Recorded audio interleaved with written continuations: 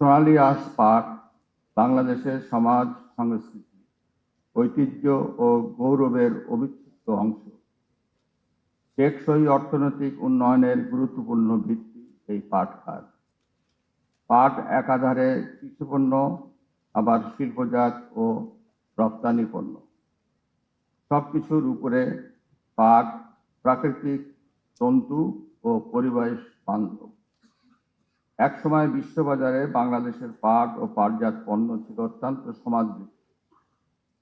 বৈশ্বিক জলবায়ু পরিবর্তন, পরিবেশ দূষণ এবং পলিথিন ও প্লাস্টিকের ব্যাপক ক্ষতিকর প্রভাবের প্রেক্ষাপটে চলমান বাস্তবতায় পরিবেশ বান্ধব পণ্য হিসাবে পাটের গুরুত্ব ও সমাদর বহুগুণ বেড়েছে। বিশ্ব এখন টেকসই ও পরিবেশ বান্ধব পণ্যের দিকে ঝুঁকছে। এই পরিবর্তিত বাস্তবতায় পাট ও পাটজাত পণ্য বাংলাদেশের সামনে এক নতুন সম্ভাবনার দুয়ার উন্মোচিত করে দিয়েছে। এই সুবর্ণ সুযোগকে আমাদের কাজে লাগাতে হবে। এজন্য পাট খাতে আধুনিক বিজ্ঞান ও লাকসই প্রযুক্তির ব্যবহার বাড়াতে হবে। পাটজাত পণ্যে নতুন নতুন উদ্ভাবন ও বৈচিত্র্য আনতে হবে। পণ্যের টেকসই মান সংরক্ষণ, নিত্য নতুন ডিজাইন ও ব্যবহার উপযোগিতাকে অগ্রাধিকার দিতে হবে। এই খাতে দক্ষ জনবল সৃষ্টি ও পাট পণ্যের ন্যায্য মূল্য নিশ্চিত করতে হবে।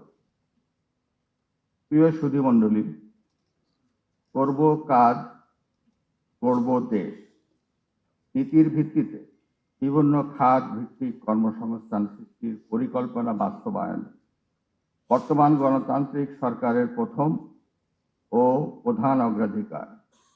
এজন্য ধারাবাহিকভাবে দেশের অর্থনীতির সার্বিক সংস্কার, খাত ও অঞ্চল ভিত্তিক অর্থনীতির প্রাণ সঞ্চার এবং শিল্প বাণিজ্যে দেশি বিদেশি বিনিয়োগ বৃদ্ধি করে দেশব্যাপী 1 কোটি কর্মসংস্থান তৈরির লক্ষ্যমাত্রা অর্জন করা হবে।